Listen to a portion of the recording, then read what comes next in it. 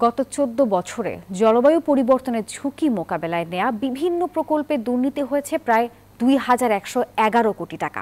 এমন তথ্য দিচ্ছে দুর্নীতি বিরোধী সংস্থা টিআইবি। মঙ্গলবার এই সংক্রান্ত একটি প্রতিবেদন প্রকাশ করা হয়েছে, যেখানে বলা হয় প্রকল্পগুলো অনুমোদনের জন্য সংশ্লিষ্ট মন্ত্রণালয়ের মন্ত্রী প্রতিমন্ত্রীরা হস্তক্ষেপ করতেন। প্রতিবেদনে বিগত ১৪ বছরের দুর্নীতির একটি চিত্র তুলে ধরেছে টিআইবি। দেখা গেছে বিভিন্ন প্রকল্প অনুমোদনে কেবল ঘুষ বাণিজ্যই হয়েছে ১৭৫ কোটি টাকার।